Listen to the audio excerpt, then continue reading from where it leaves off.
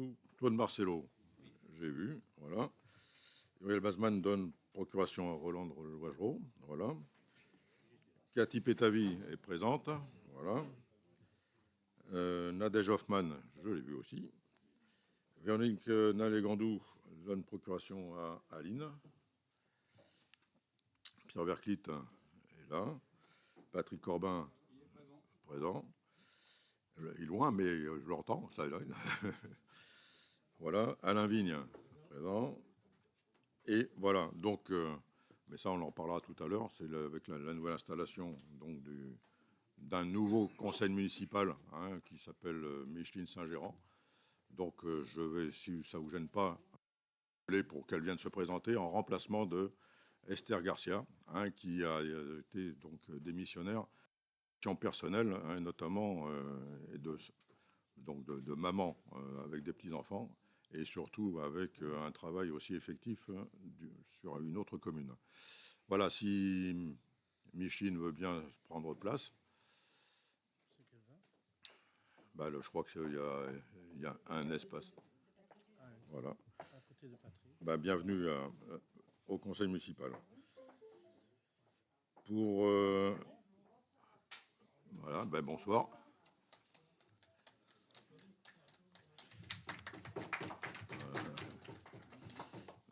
Bienvenue Michel. Allez, Sylvain Ricard-Ibrahim laisse une procuration à Patrick Frances. Anne Leclerc, une procuration à Dominique Noël. Patrick Frances est là. Claudine Barceroux va peut-être pas tarder. Pardon?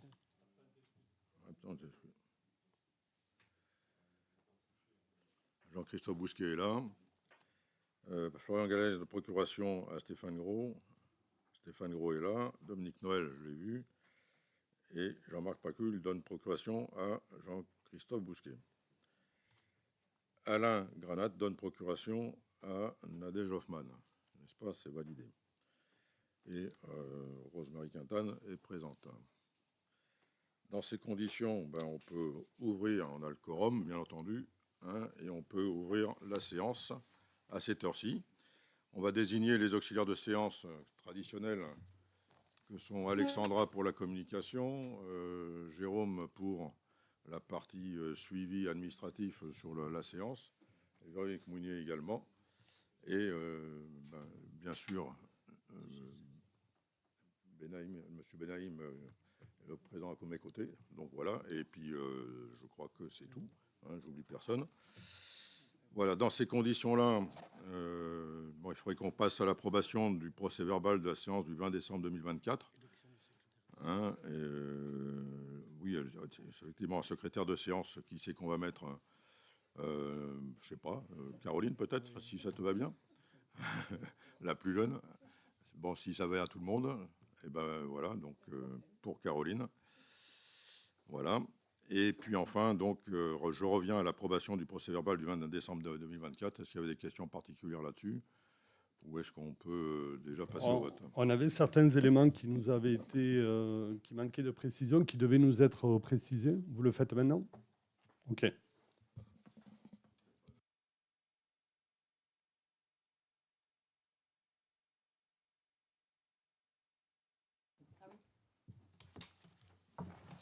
Voilà, on va laisser Aline répondre à ces questions. Alors, c'était sur la hausse du chapitre 70, Patrick, c'est ça? Je sais pas, j'ai plus tout en tête, mais il y avait 3-4 questions. Moi, j'en ai 2. Bon, mais elle va pour 2. Donc, il y avait la hausse sur le chapitre 70, en fait, de 8%, où je pensais que c'était les ROD là, pour les terrasses des commerces. En fait, c'est la mise à disposition de la parcelle de l'autoport et le loyer aussi de stands de fruits qui était avant imputé sur d'autres comptes, qui vient là maintenant. Et en plus, il y a donc Orange, GRDF, BTO France, enfin toutes les redevances qui se sont rajoutées. Voilà. Après, il y avait sur le chapitre taxe foncière, donc avec la fin des exonérations par rapport à la race close, c'est ça? La Rourède, oui. Donc, en fait, on a fait un petit point là-dessus. Voilà, je l'avais aussi. Mais... Donc, effectivement,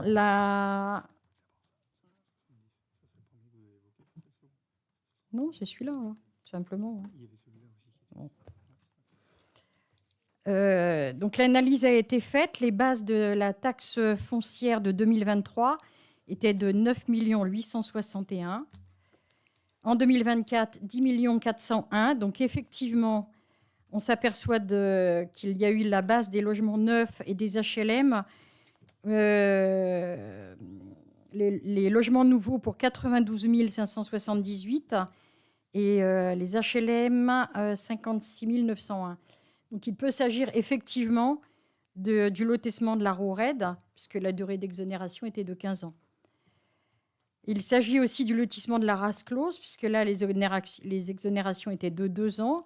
Il y a le Clos du Bois et les jardins d'Aurélia aussi. Ah bon, j'avais souvenir qu'on avait supprimé l'exonération de 2 ans. Apparemment, sur la race close, c'était que 2 ans. Pour les constructions neuves, il y a une délibération de prise.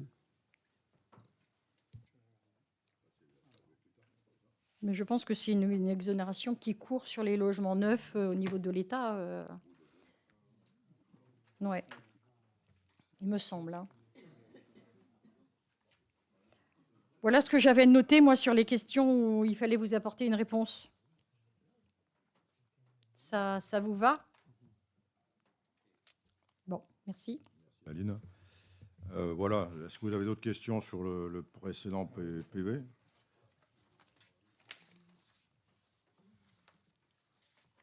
Donc, s'il n'y a pas d'autres questions, je vais passer au vote. Donc, qui est contre, qui s'abstient? Merci pour votre unanimité. On va passer peut-être aux finances et peut-être, je vais vous proposer également un ajout à l'ordre du jour qui est apparu récemment à la demande du comptable public. Et là, c'est Aline qui va peut-être vous proposer. Est-ce que dans le principe de rajout de cette question purement technique, on va dire, sur le budget assainissement 2025, est-ce que vous êtes d'accord déjà qu'on puisse en parler avec ce soir avec l'autre point lié justement à la finance. À la finance, voilà, totalement. Est-ce que vous avez des questions là-dessus? On peut passer au vote ou pas? Donc, allez, qui est contre?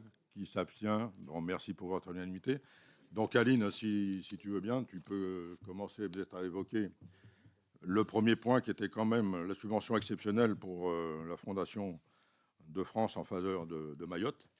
Hein, et voilà, totalement, mais bien sûr. Hein, je te laisse finir. Voilà. Bon, ce soir, ça va, je ne vais pas vous prendre la tête trop longtemps, je pense.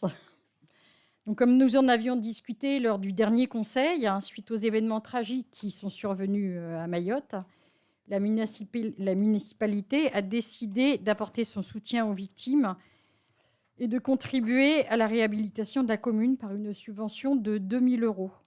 Cette subvention serait versée à la Fondation de France.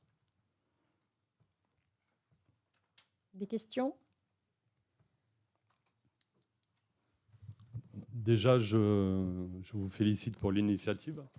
Je vous l'avais mentionné quand on a fait la minute de silence, donc c'est bien qu'on en tienne compte. Pourquoi la Fondation de France et pas l'AMF? Il y a une raison? Non, pas particulièrement. On a regardé, c'était la Fondation de France, la Croix-Rouge. On s'est arrêté sur la Fondation de France. Ouais.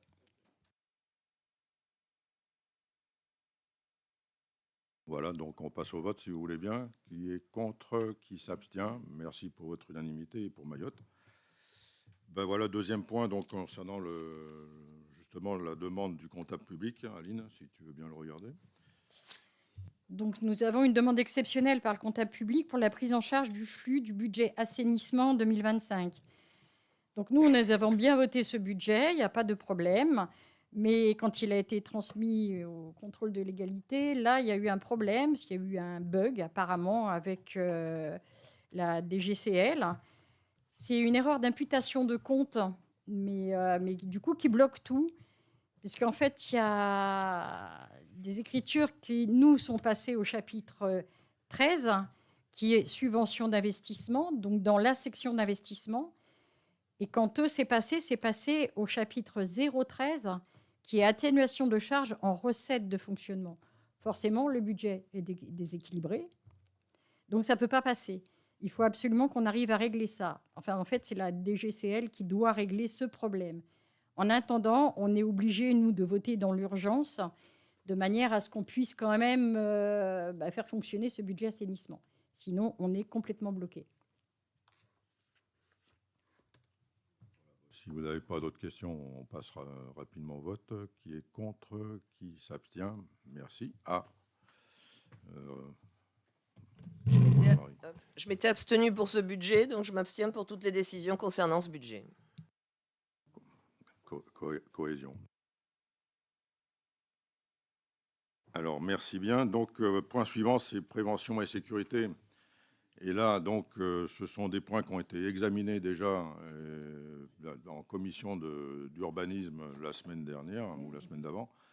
Donc, tout cela montre à quel point vous avez déjà examiné tous ces documents qui étaient en révision totale, et en révision totale avec des éléments complémentaires qui ont été pris en compte d'une manière collective avec tous les intervenants, notamment pour le DICRIM par la suite. Notamment, on parlera du radon, on parlera du moustique tigre, on parlera, je ne sais plus de quoi encore, mais enfin de la pandémie, bien sûr. Et ça aussi, c'est des sujets complémentaires qui ont été remis dans le DICRIM.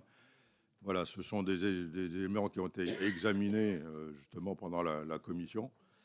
Robert, si tu veux en dire un mot déjà, et puis on le valide après, si ça va bien. Oui, donc le PCS, le plan communal de sauvegarde, il a toujours été mis à jour. Il datait de 2010. La dernière mise à jour était de novembre 2022.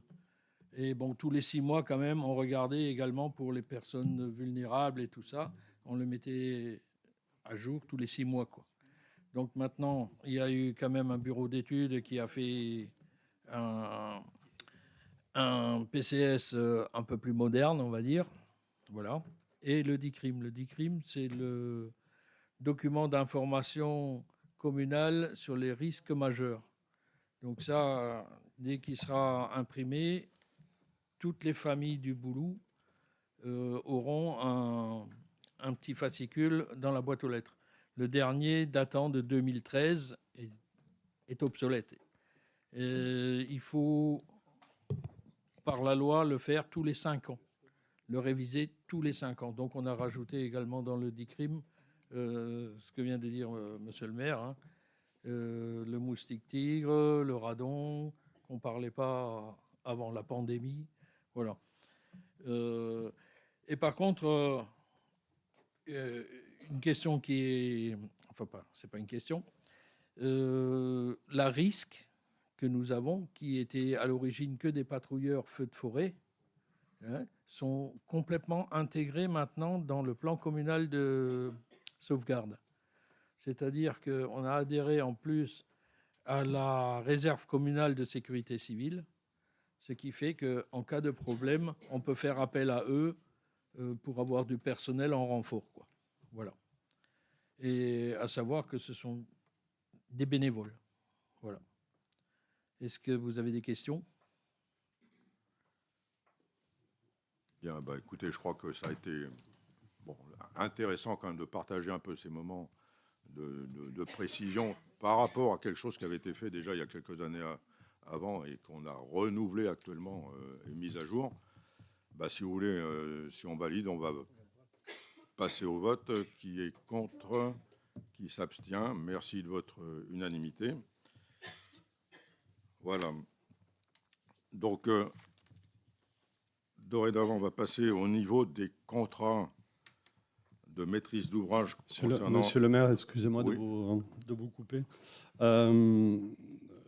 Concernant la démission d'Esther Garcia et la montée de Madame Saint-Gérand, il n'y a pas de vote, il n'y a pas de délibération? D'accord. C'est simplement installation en remplacement. Donc, voilà. D'accord. Et pourquoi on a une délibération donc? Ok. Certains conseils municipaux ne le font pas, d'autres le font. Je reprends donc mon mon thème concernant la SPL-PO locale, donc la Société publique locale des Pyrénées-Orientales, avec 2 contrats et 2 conventions. Oh là là là là, il va falloir qu'on ventile la salle. Aïe aïe. Donc il y a une chose qui est importante, bien entendu, parce que ça a été le rappel assez constant depuis quelques mois de la commandante de gendarmerie et puis du major Véricel. Donc localement, la rénovation des bâtiments administratifs de la gendarmerie, hein, et avec une éventuelle extension concernant justement l'aménagement pour la qualité de vie professionnelle des gendarmes. Et ça, c'est vraiment important. Donc ça, on a besoin d'activer ça par priorité majeure, je dirais, sur le devenir. Et c'est par cette demande, etc., qu'on essaie de voir avec le Boni comment on peut rentrer dans cette demande d'aménagement en priorité. Et en parallèle à ça, il y a l'autre convention concernant le parking qui, lui, ne sert également pour l'accueil des gens dans une amélioration de stationnement, parce que c'est vrai que notre parking Thérèse Rébouille est souvent plein le jour de marché, il y a des nécessités de stationnement complémentaires. Et là, ça permettrait effectivement pour les commerçants du centre-ville d'avoir quelques stationnements supplémentaires.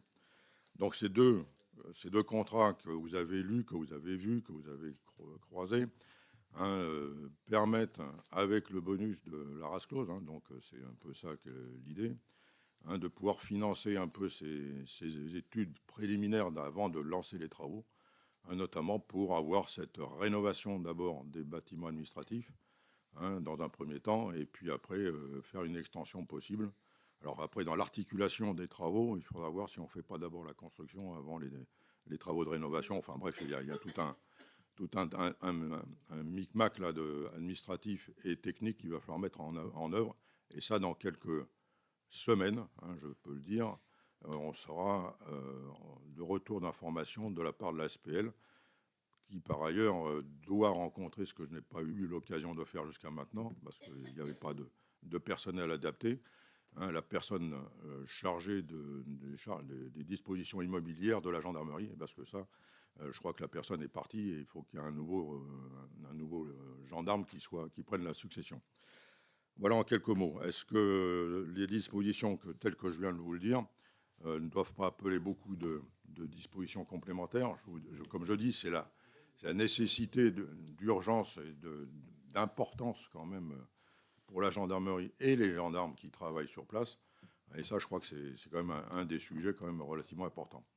Patrick, tu avais une question peut-être. Moi, nous avons eu une commission finance sur le thème là, des deux délibérations. J'ai l'impression que vous voulez les lier et pas faire une délibération séparée. Je ne comprends pas. Oh non, mais ça aurait été bien d'aborder les... Elles sont bien séparées. D'accord, hein, bon, vous répondez à la première. Ouais, donc, voilà, totalement. Ouais. Vous débutez par laquelle, du coup? Ça sera fonction de la question que je pourrais vous poser. Par la gendarmerie. Avant qu'on débute sur la gendarmerie, vous parlez d'un boni. J'avais posé la question sur le montant du boni. Là, on va engager 225 000 euros sur le mandat pour la réalisation du parking, 778 000 euros pour le mandat dans le cadre de la gendarmerie. Est-ce que si j'additionne ces deux montants, est-ce que c'est le boni total de la liquidation du lotissement de la RASCLOS? C'est grosso modo, oui. Enfin, j'ai pas fait la somme des deux, mais bon, si on fait la somme des deux, on doit avoisiner les 900 000 euros hein, qui concernent le boni de la RASCLOS. Hein, voilà. Vous dites aussi que très vite, il va y avoir des études. Moi, je reviens sur la question que j'avais posée, c'est finalement pourquoi engager dans un mandat des sommes aussi conséquentes sans savoir vraiment le montant auquel va coûter finalement chaque opération. Alors, on parle de la gendarmerie en premier. Vous parlez de la gendarmerie. Vous dites que la SPL va rentrer en contact avec le service immobilier de la gendarmerie. C'est des 778 000 euros le mandat pour la SPL. Je comprends bien la difficulté que vous avez pu rencontrer dans un premier temps pour contacter ce service et rencontrer la personne s'il y a effectivement une vacance sur le poste. Mais pourquoi du coup précipiter tout cela et pas vous-même rencontrer directement la personne en charge de l'immobilier qui, elle, va pouvoir vous dire les besoins réels qu'ont les gendarmes sur le site et surtout ce en quoi l'État peut s'engager ou pas. Première question. Hein. Ben voilà, si je reviens là-dessus, hein, c'est pour montrer quand même l'importance à rappeler quand même par les officiers de la gendarmerie locale. Et bon, bénéficiant effectivement de ce bonus que nous avons, bah, c'est par priorité qu'on commence déjà à regarder ce principe, quoi, voilà. Patrick, tu avais une question aussi? J'ai une question à vous poser, monsieur le maire. La priorité ira bien à la gendarmerie. Ça, je viens de l'évoquer, non? C'est ça? Oui, je vous pose la question. Ben, j'ai bien parlé de ça, une notion de priorité, justement, sur le devenir. Et quand je parle d'études, je dis préalables sur les travaux de rénovation et d'extension, c'est que tout ça, ça a quand même une explication et ça se prépare à l'avance, bien entendu, mais c'est par rapport à une première, comment dirais-je, estimation que la SPL a défini un petit peu ce premier chiffrage. Voilà ce que je veux dire. Moi, j'aimerais quand même une explication sur ce boni. Vous ne l'aviez pas évoqué jusqu'à maintenant. Enfin, en tout cas, vous n'aviez pas la somme, ou en tout cas, vous ne l'aviez pas communiqué. Si, je crois que ça doit faire au moins 2 ans qu'on en parle. Au démarrage, c'était 830 000 euros, je crois, de boni. D'accord. Vous me retrouverez le conseil municipal où vous Il me l'abordez. semble que si, hein. On rigolera quand même, hein, parce que vous ne l'avez jamais abordé en conseil municipal. Ah bah, Ça, je alors vous le peut-être en garantis. commission finance, Vous, alors, je sais des pas. fois, vous confondez les discussions que vous avez Ah, entre je suis vous. désolée, hein. Non, mais c'est pas grave. Hein. Mais donc, comment est calculé le boni? Et c'est une question de la SPL, ça, je ne sais pas comment ils le calculent, ça. Non, mais on est partie prenante. Hein. Donc, Le boni du lotissement, c'est en fait le bénéfice qu'a généré l'opération. j'ai bien compris. Voilà. Parce qu'il Donc, ne peut pas y avoir de liquidation sur un lotissement. donc c'est la différence entre les dépenses liées à l'opération, la vente des terrains, y compris incluant la rémunération de la SPL, et c'est le résultat qu'a dégagé cette opération que vous avez réalisée il y a quelques années. D'accord. Donc, cette répartition, vous la connaissiez depuis quelques années? C'est ça? Depuis 2 ans, vous m'avez dit D'accord. Donc, ça fait 2 ans que vous travaillez sur ce projet de la gendarmerie? Pas autant. Hein, pas autant. D'accord. Hein, Donc ça, parce qu'à un moment donné, c'est vrai qu'on a été relancé par la SPL aussi, justement, sur des dispositions de ces 900 000 euros. Quoi, voilà. D'accord. Donc, c'est une manne financière qui n'était pas attendue, en tout cas, pas forcément sur cette année budgétaire, qui nous tombe dessus. Donc, ça, c'est plutôt une bonne nouvelle. Sans parler de l'origine, ce n'est pas le problème. En tout cas, c'est un bol d'air. Ce bol d'air, moi, je suis étonné parce qu'on le réinvestit immédiatement sur une opération qui n'est pas calée. Vous l'avez dit vous-même, vous n'êtes même pas en contact avec le gestionnaire du patrimoine des gendarmeries et de la gendarmerie du Boulou. Donc, ça veut dire qu'on n'est pas prêt. J'ai lu sur la convention qu'on peut l'arrêter à tout moment, ce qui me laisse penser que le projet n'est pas mûri du tout. Et enfin, je regrette profondément que ce boni de lotissement ne profite pas à l'ensemble des Boulonnais, mais profite au service de l'État, parce que vous le vouliez ou non, même si la gendarmerie a besoin de travaux, je le concède, surtout sur le bâtiment administratif dans lequel je suis allé assez fréquemment pour différentes raisons. Il n'empêche que c'est un service de l'État, il n'empêche qu'on n'en tirera aucune plus-value pour le Boulonnais lambda. Et je trouve dommage qu'un boni sur un lotissement qui vous tombe du ciel, si j'ose dire, on le réinvestisse immédiatement dans un service à destination de fonctionnaires de l'État, d'autant plus qu'on n'est pas du tout en moyen et d'estimer le montant des travaux et de savoir si on ne fait pas encore une fois un chèque en blanc. Donc j'aimerais vraiment des explications là-dessus, je ne comprends pas votre démarche. Alors, je réponds directement si je peux faire la nécessité, je dirais, légale de la chose. Sincèrement, vous savez très bien que c'est pas moi qui ai poussé à la roue pour justement la gendarmerie, même si on avait anticipé les choses avec des diagnostics thermiques dès l'année 2020, quand on est arrivé, y compris pour la gendarmerie du Boulou. Sincèrement, c'est quand même les gendarmes du Boulou et leur officier qui a rappelé quand même qu'il y avait quand même des gros soucis, je dirais, de rafraîchissement et de rénovation du bâtiment administratif, y compris avec les cellules, y compris avec un tas de choses qui font que... Et la commandante de Céret a appuyé un peu la chose également depuis quelques mois. Alors, et puis après, il y a peut-être aussi la gendarmerie du Perthus qui peut-être sera rapatriée au Boulou aussi à un moment donné. Tous ces points-là, et comme vous le dites, je n'ai pas vu la personne des affaires immobilières, mais il n'empêche pas que cette première estimation, ce n'est pas du n'importe quoi non plus. C'est quand même des gens qui connaissent leur travail, qui sont déjà venus sur site, qui ont déjà fait une première estimation par rapport aux surfaces. On sait que grosso modo, le R+1 des bâtiments administratifs, ça fait 300 mètres carrés.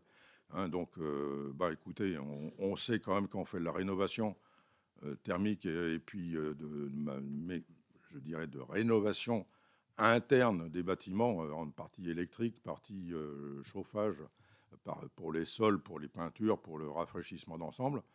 On sait à peu près à combien en mètres carrés on établit ça. Donc ça, c'est l'expérience de la SPLPO qui a aussi permis de faire ce premier chiffrage. Voilà, bon, et après, comme vous dites, on a une capacité d'aller plus loin ou de s'arrêter en cours de route si jamais, bien sûr, on dépasse les bornes. Hein. Ça, c'est à voir. Et ça, c'est dans les prochaines semaines, lorsqu'on aura signé effectivement cette convention, que les études vont s'amener. On aura, je pense, vers avril-mai, une première estimation plus complète de ce qui a été fait là-dessus, en plus ou en moins. Voilà. Enfin, moi, sincèrement, je suis ravi que les gendarmes travaillent dans de meilleures conditions. On a besoin d'eux. Le problème n'est pas là. Le problème, c'est que j'ai l'impression qu'une fois de plus, on vous impose quelque chose. Et ça devient...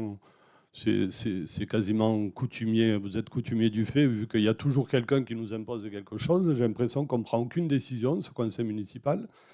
Accessoirement, on est quand même sur une période où l'État a eu toutes les peines du monde à régler le delta de loyer qu'il devait, et pas seulement à la commune du Boulou, hein, je vous parle de Cabestany, Saleil, enfin d'autres communes. Et nous, notre réaction, c'est dès qu'on a une manne financière qui vous tombe du ciel, je le redis, on l'investit immédiatement pour des services de l'État, donc pour améliorer aucun service à destination des Boulounenques. C'est ça que je regrette une fois de plus. C'est le choix. Ça, une rénovation de gendarmerie, c'est un projet de mandat. C'est un projet qui se prévoit en début de mandat. Vous le savez aussi bien que moi, parce qu'il faut avoir des financements connexes. Et là, j'ai l'impression qu'il n'y en aura aucun. Donc, on va tout payer en autofinancement. Le choix me surprend énormément, une fois de plus. Pourquoi ces 700 000, on ne les réinvestit pas pour un projet municipal? Je répéterai encore que c'est un projet municipal prioritaire quand même pour la commune, parce que c'est la sécurité du Boulou et de ses habitants aussi qui en dépend également. Je veux dire, si à un moment donné, c'est un bâtiment qui date des années 92-93, donc il n'y a jamais eu de rénovation, je dirais, des installations électriques depuis l'époque. Il faut savoir qu'avec la NFC 1500 traditionnelle, depuis l'époque, il y a au moins 2 voire 3 rénovations des tableaux d'électricité à faire. Ça n'a jamais été fait clairement. Donc, à un moment donné, il faut quand même qu'on avance un peu sur ce projet.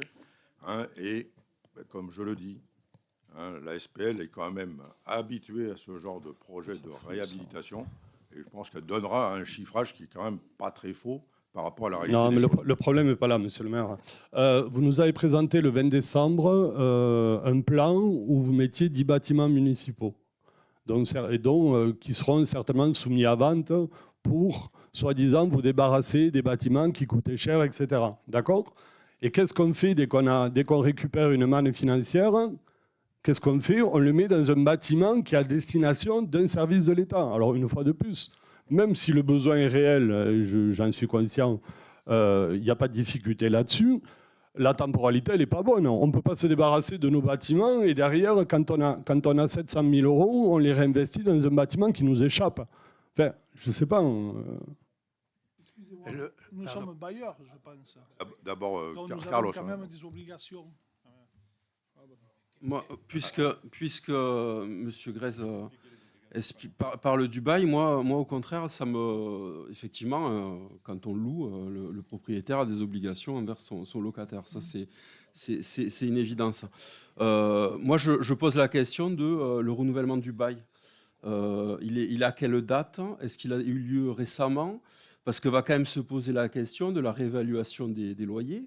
On injecte 778 000 euros pour la rénovation, d'accord. Il ne faudrait pas qu'on ait renouvelé le bail là, pour une période de 5 à 10 ans et qu'on se retrouve bloqué et qu'on puisse réévaluer le bail dans 10 ans. Je vous dirais que ça fait partie des sujets aussi de venir et qu'on va l'évaluer aussi par rapport à devenir. Et ça, c'est effectivement quelque chose qu'on a déjà évoqué en interne, ça je sais. Non, mais ce que dit Stéphane, c'est pertinent. C'est que on a été pertinent aussi de notre côté, on en a déjà parlé entre nous. Ah, si vous en avez parlé entre vous, j'en suis ravi. Et je trouve ça normal. Nous, personnellement, on n'a jamais parlé de la gendarmerie avant le 20 décembre. Hein. Donc, je ne savais pas que c'était une priorité absolue de votre mandat. Je le découvre. Mais ça doit être encore une histoire d'opportunité, je suppose. Et la préfecture vous a mis la pression.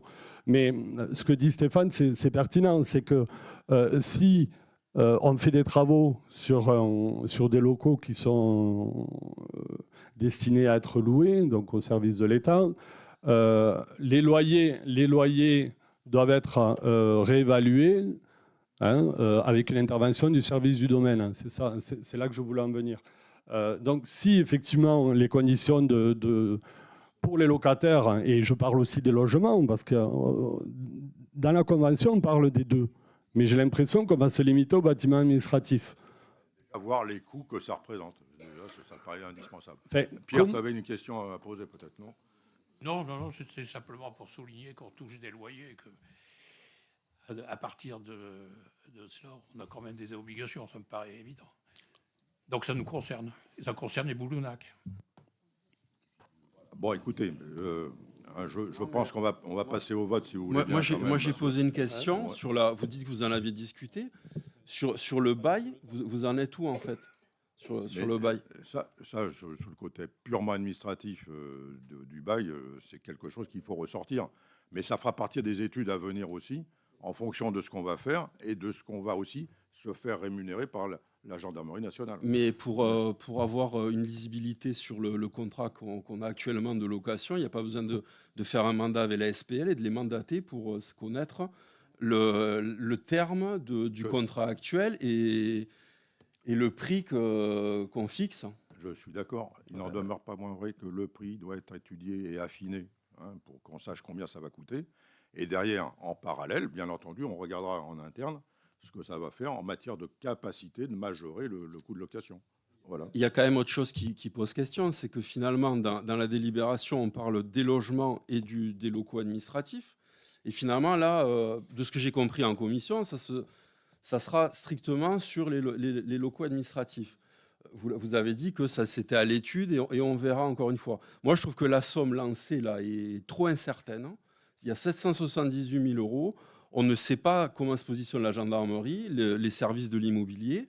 Je trouve que le montant me pose question, surtout pour savoir ce qu'on va faire. À partir du moment où on va lancer le mandat à la SPL, je rappelle que il y a aussi marqué que si effectivement ça dépasse ce montant-là, la commune devra obligatoirement pourvoir au montant restant à payer. Donc, quand on ne sait pas à quoi on s'engage, on ne le fait pas. Pour avoir une connaissance fine, etc., on est obligé de donner aussi un mandat à un moment donné à la SPL pour calculer les estimations fortes justement de cette rénovation.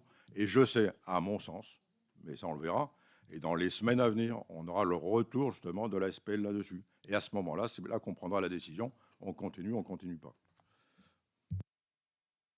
Donc ça sera quoi le suivi du coup? C'est-à-dire, vous reprendrez une délibération derrière, vous ferez quoi? Parce que vous avez l'air de dire que vous allez réfléchir à l'impact financier pour la majoration des loyers, au montant des travaux dont vous estimez totalement le coût, à la nature des travaux dont vous ne savez pas si vous ferez l'habitation, les bureaux ou rien que les bureaux. Enfin, la suite en conseil municipal, c'est quoi? Vous l'avez dit qu'en phase 1, c'est que la partie administrative, vous êtes bien d'accord là-dessus. Non, mais la convention, elle est signée. Et titre 2, après en position 2, effectivement, les logements, s'il y a un résiduel dessus. Donc voilà, mais c'est pour ça qu'à mon sens, il faut quand même réfléchir un petit peu, qu'il faut travailler un peu finement sur le diagnostic global de ce que ça va représenter derrière. Et notamment parce que là-dessus, j'ai aucun retour de la gendarmerie aussi, c'est l'extension des bureaux. C'est combien?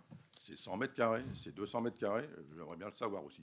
Et ça, on ne le sait pas à cette heure-ci. Vous trouvez normal qu'au niveau budgétaire, hein, là je vais parler de budget uniquement, c'est pour ça que je regarde Aline Mossé, au niveau budgétaire, on monopolise 700 000 € de recettes d'investissement sur un projet dont on ne sait pas si on fait ça, si on fait combien ça va coûter, combien ça va... Enfin, on finira par le savoir, mais bien sûr, mais il faut d'abord l'étudier, je suis désolé. On fait une première estimation. Vous avez une manière de fonctionner qui est particulière. On finalisera la chose en commission d'urbanisme, en commission de finances, tout ce que vous voudrez, avec le chiffrage définitif dans les trois mois qui viennent. Voilà. Bon, moi, je voulais préciser un point parce que c'est toujours un peu la même... voilà, on prend des décisions à l'insu de notre plein gré. Donc moi, j'aurais aimé entendre peut-être que lors du mandat précédent, la gendarmerie n'était pas une priorité, ce sont des choix politiques. Qu'aujourd'hui, la gendarmerie, ça devient une priorité, qu'on veut la conserver sur le boulot en raison des incivilités afin qu'elle puisse travailler, par exemple, avec la police municipale, et que c'est peut-être une façon aussi de capter plus de sécurité. Ça, c'est un choix politique. Et j'aurais préféré que vous vous positionniez en disant « Je fais un choix politique en tant que maire qui est de privilégier cette somme parce que c'est volontairement que je fais ce choix ». Et pas de dire, on nous l'a imposé, j'ai pas de nouvelles, j'aurai peut-être des retours. Parce que ça, cette incertitude, moi, elle me perturbe un peu. À partir du moment où on fait des choix, il faut les assumer. Et quand on a décidé d'être élu, parce que c'est une décision d'être élu, on n'est pas élu à l'insu de son plein gré. À partir du moment où on se présente et où on est élu, on fait des choix et on doit assumer ces choix jusqu'au bout. Si le choix, c'est la sécurité,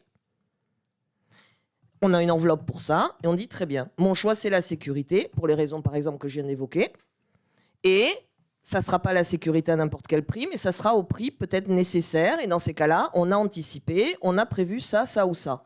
Donc aujourd'hui, la question de la gendarmerie, pour moi, la gendarmerie c'est quelque chose d'important, même si ce sont les services de l'État, mais les services de l'État à proximité, notamment du centre-ville, où on sait qu'on a de plus en plus d'incivilités, on a une sortie d'autoroute, où on a des difficultés dans le tunnel, enfin peu importe, et je ne vais pas faire la liste en fait des problématiques de sécurité qu'on peut avoir dans une ville comme Carrefour, comme El Boulou, mais j'aurais préféré que ce soit un peu plus assumé et pas on dépense, on fait ça, oui parce qu'on n'avait pas le choix, on nous l'a imposé. Voilà, moi ce que j'aimerais c'est que ce soit un peu plus déterminant et déterminé comme positionnement en fait. J'ai bien compris la manière de procéder. Donc, effectivement, j'ai bien pris la décision collective, donc c'est collectivement que nous l'avons prise, de donner une priorité justement pour les Boulouninques, pour la sécurité des Boulouninques, justement en complément, effectivement, des disponibilités, je dirais, de la gendarmerie avec la police municipale. Et ça, c'est important également. Et ça fait partie des sujets. Et bien sûr que j'étais sollicité par la gendarmerie elle-même, mais c'est aussi notre sujet et notre volonté commune. Donc, si c'est notre volonté commune, voilà, c'est pour ça qu'on donne le mandat à la SPL. Voilà, donc je reste là-dessus. Est-ce que... Bon, je vais passer au vote, si vous voulez bien, parce que je pense qu'on ne va pas y passer la soirée non plus. Simplement, par rapport à cette nécessité, je dirais, collective qu'on a reconnue, prioritaire aussi pour la gendarmerie et au moins les services administratifs, les cellules qui sont remarquablement... obsolète aussi par rapport à quelque chose qui n'existe plus, etc. Et peut-être une salle d'audition qu'il faudrait prévoir aussi, parce que ça aussi, c'était un devenir qu'il fallait aussi annoncer. Voilà. Maintenant, dans ces dispositions-là, il faut qu'on avance et qu'on affine effectivement le collectif et le prix tel qu'il a été annoncé là, d'une manière, c'est pas totalement faux, hein, mais on va peut-être réduire le coût général par rapport à ce que je connais par ailleurs. Ça aussi, ça peut se trouver éventuellement. Voilà, je vais passer au vote si vous voulez bien. Hein, donc, par rapport au mandat de SPL pour la gendarmerie, d'abord, qui est contre? Qui s'abstient?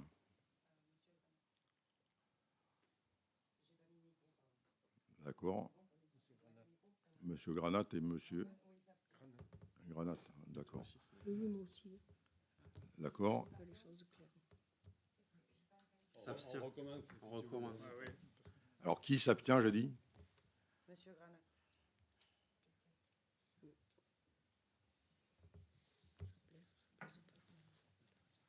Merci bien. Donc, deuxième mandat, c'est pour le parking, donc, qui est le long de l'avenue Grégory et puis qui donne sur l'avenue de Gaulle aussi derrière, avec une sortie potentielle par la rue du Souvenir français. Et ça, c'est un sujet qui peut être variable également en faisabilité, mais qui est important pour le commerce du Boulou. Et ça, pour moi, j'y tiens un petit peu aussi, parce que justement, on a besoin de capacités de stationnement le long de l'activité économique de l'avenue de Gaulle, notamment. Voilà, donc c'est quelque chose qui est relativement simple à faire dans un premier temps, avec des moyens bon, qu'on peut limiter aussi.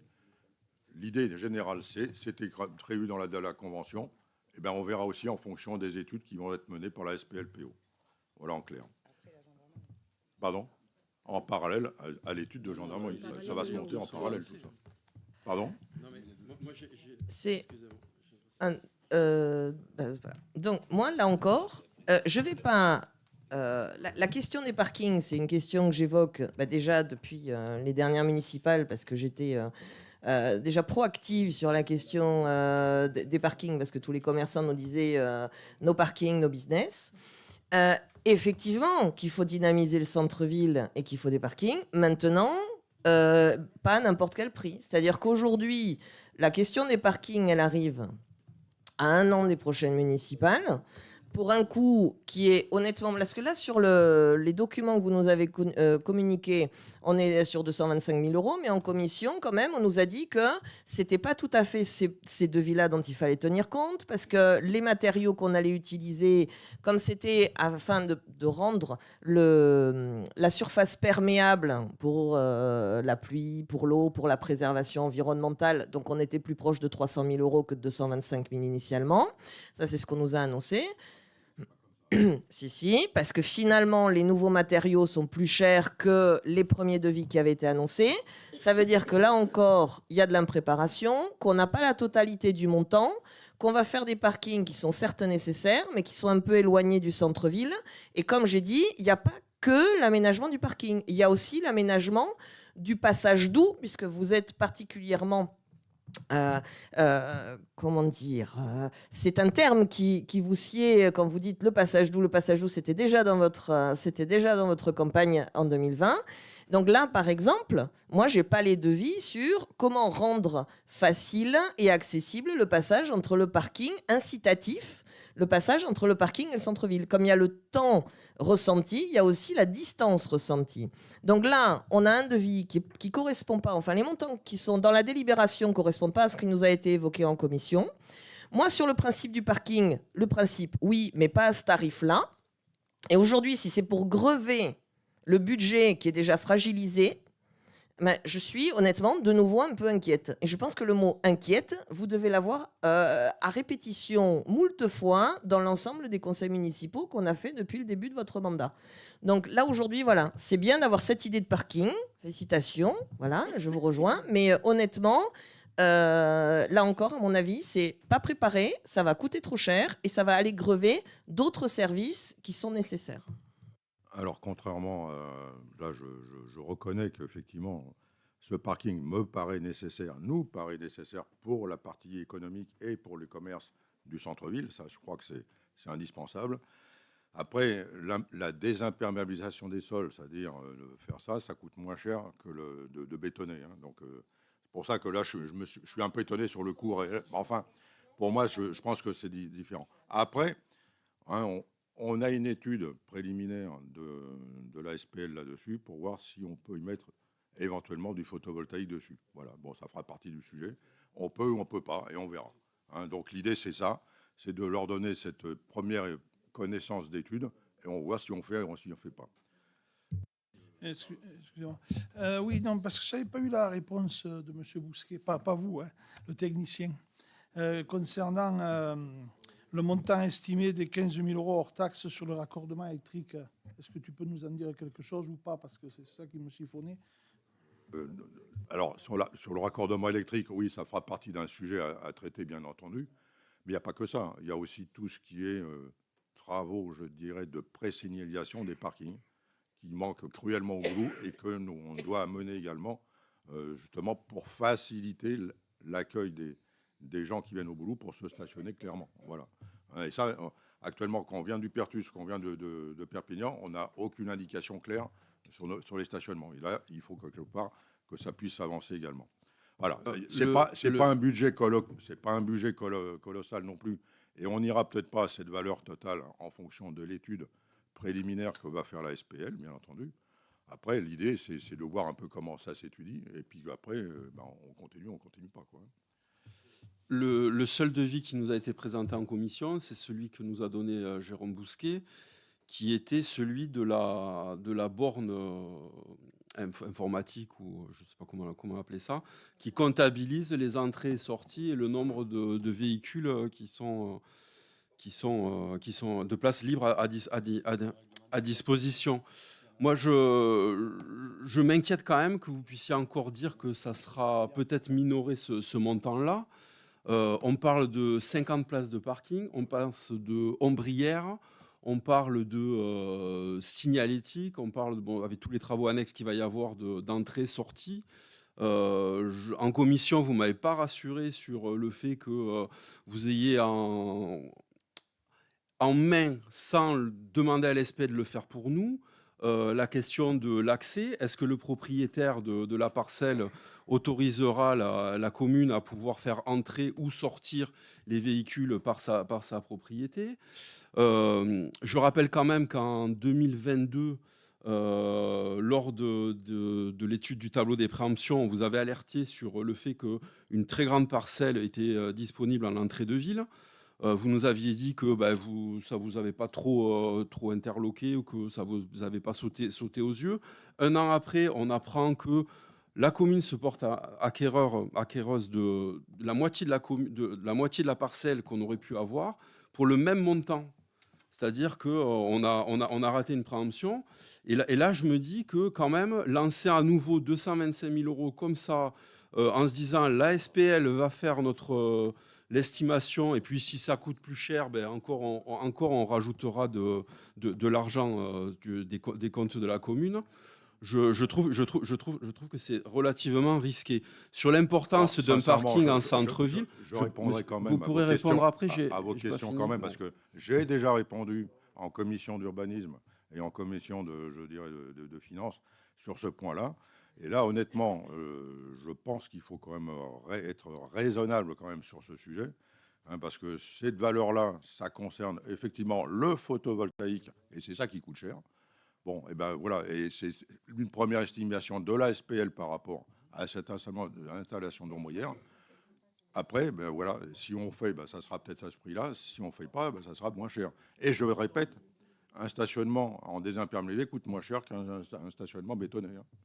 Et ça, il faut le savoir. Oui, vous utilisez un mot qui est raisonnable, hein, qui me fait même pas sourire en fait, hein, qui me donne des frissons. On a quand même acheté 370 000 € ces parcelles, je vous rappelle, hein, en terrain à bâtir, pour certaines à 264 € du mètre carré, je l'ai reprécisé sur une petite lettre. Tout ça, on va y rajouter 225 000 € qu'on n'avait pas prévu sur notre budget, je le redis, donc il faut vite dépenser cet argent. Ça nous fait des places de stationnement à 12 000 € la place. Vous vous rendez compte, 12 000 €, c'est plus cher qu'à Perpignan et certaines grandes villes, Bordeaux et autres, hein, Toulouse notamment. 12 000 € la place. Alors, vous me parlez de raisonnable, je ne pense pas qu'on ait la même notion de la raison. Écoutez, puisqu'on en est là, on va passer au vote dorénavant, parce que quelque part, c'est toujours très sympathique ce genre de discussion. Voilà, c'est pour la SPL. Non, mais Donc, clairement, pardon, les places de parking. Moi, j'avais fait faire une étude justement pour savoir quelles étaient les places de parking. À l'époque, on était à 7 ou 8 000 euros la place de parking, le coût en fait. Et même si on est cher, on ne devrait pas dépasser les 9 000 euros la place de parking. Donc oui, à 12 000, mais ça, c'est les tarifs marché. Ça, c'est les tarifs marché. Je vous rappelle aussi que dans le tarif de ce parking, il y a aussi le photovoltaïque et l'énergie qu'on récupère aussi pour les bâtiments communaux. Ça en fait partie. Moi, en commission, j'ai posé la question parce qu'à titre comparatif, on peut le comparer à ce qui s'est fait sur le parking de l'école maternelle, avec, je pense, beaucoup moins de place que sur ce parking-là. Combien a coûté la mise en œuvre de ce parking, rien que pour les ombrières, parce que le revêtement au sol était déjà fait. Moi, je trouve que vous mésestimez le montant que va coûter la partie ombrière et photovoltaïque. 3000 mètres carrés, vous n'en mettrez pas 50 des ombrières, donc il ne faut pas rêver non plus. Donc, alors, je répète, donc c'est l'étude qui va venir qui nous dira on en met ou on n'en met pas.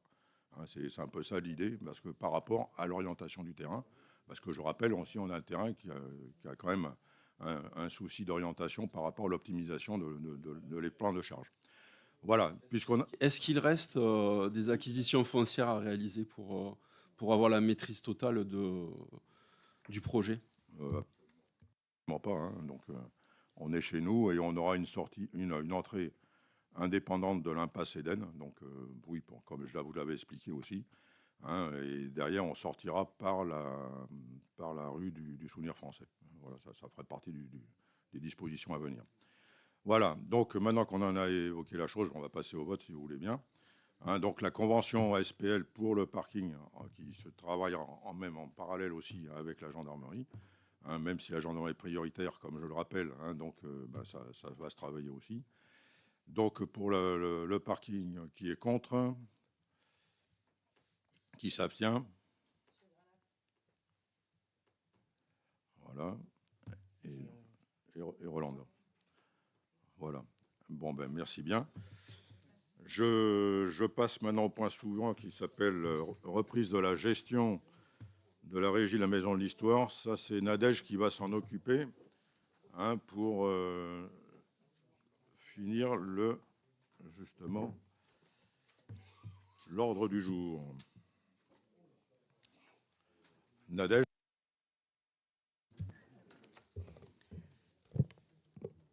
Alors, le 1er janvier 2010, la communauté de communes du Val-Espire s'est dotée de la compétence création d'une maison de l'eau sur la commune du Boulou, dont l'entretien et la gestion seront confiés à la commune du Boulou.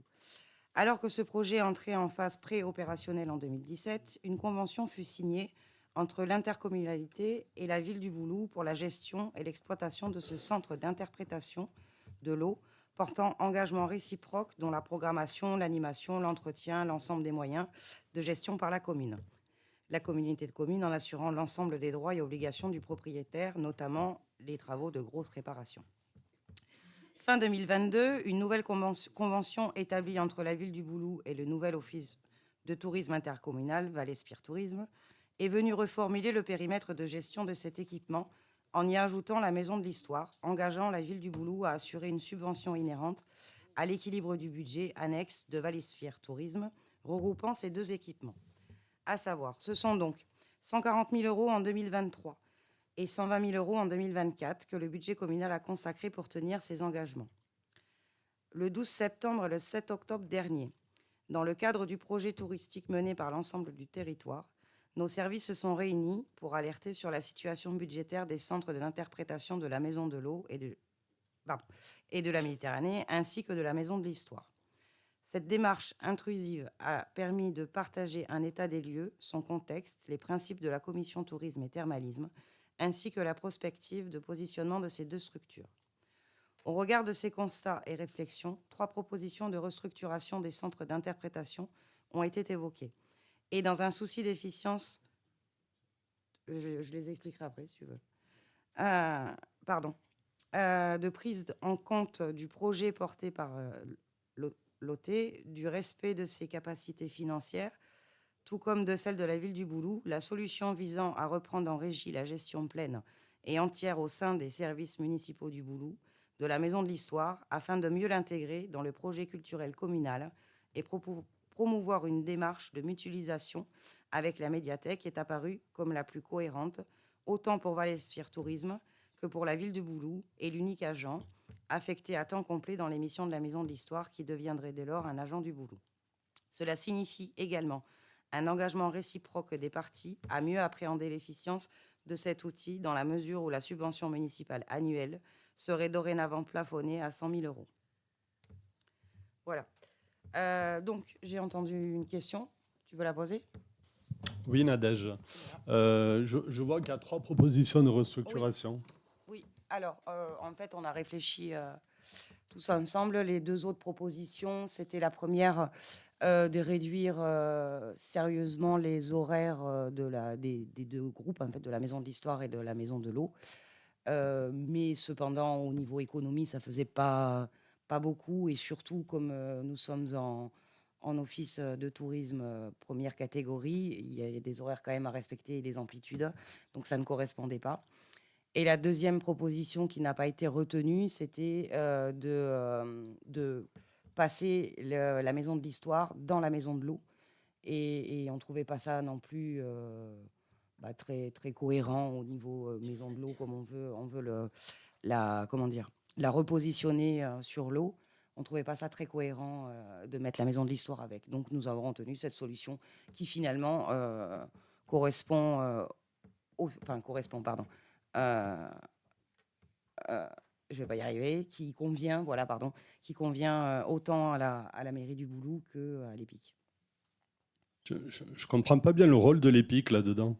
La Maison de l'Histoire, elle faisait partie intégrante du Boulot, de la commune, Oui, vu que c'était une employée. Depuis 2000, Je finis, pardon. C'est un peu pour tout le public aussi, hein, c'est pour tout le monde, tout ce qui suit. Donc la maison de l'Histoire faisait partie intégrante des équipements municipaux. L'employé était payé par la commune. On a choisi de transférer à la communauté de communes lorsqu'on a transféré finalement la compétence tourisme. Tout à fait. En quoi l'OTI a la maîtrise de notre politique en matière de développement du centre d'interprétation, enfin de la Maison de l'Eau et de la Méditerranée? Parce que j'ai l'impression que c'est eux qui nous ont fait des scénarios et que c'est eux qui nous ont fait des propositions. C'est étudié longuement ensemble, et c'est justement... Mais qui a étudié ces propositions? Parce qu'il y en a 2 qui ne sont pas du tout réalisables. Donc au final, la 3e a coulé de source. Nous, tous les conseillers, délégués, toute l'équipe. Moi, j'ai d'abord travaillé beaucoup avec Madame Liénard, et après, j'ai partagé avec tout le monde. Parce que le fait qu'on plafonne la subvention que l'on verse à la Maison de l'Eau, ça nous regarde. Hein. C'est un équipement municipal. Si on veut le développer, on verse plus. Si on veut le contraindre et réduire les périodes d'ouverture, à ce moment-là, on verse moins. Mais c'est un choix qui est municipal, de toute façon. Donc, en quoi l'OTI a été associé à ça? Oui, c'est pour... Mais qui va le faire monter en puissance? L'EPIC est sous contrôle, je dirais, et fonctionnement de l'OTI, justement. C'est un EPIC qui est sous contrôle de l'Office du tourisme. Mais qui est sous contrôle de l'Office du tourisme? L'ensemble de l'EPIC avec la Maison de l'Eau et dans le budget de l'EPIC, il y a l'EPIC, et après, à part en budget annexe, il y a la Maison de l'Eau et la Maison de l'Histoire. Je vous rappelle qu'elle n'est pas intercommunale, elle est municipale, voilà. Quand même. C'est quand même nous les financeurs, c'est la commune qui finance la subvention d'équilibre. Donc c'est quand même nous qui avons le dernier mot. La Maison de l'Eau a toujours été gérée par l'OT. Oui, mais l'OT, il était municipal. Oui, mais ça... avant que vous transfériez la compétence tourisme... On a transféré la subvention, et M. Perrault, à l'époque, a continué à s'occuper et à gérer la Maison de l'Eau et la Maison de l'Histoire. Je sais bien, Madame Ossé, mais c'était pour le compte de la ville du Boulou. C'était pas pour le... Parce qu'on mélange, sur la délibération, on mélange beaucoup de choses. On parle de l'office de tourisme en première catégorie, mais c'est fini. Est-ce que la culture a des limites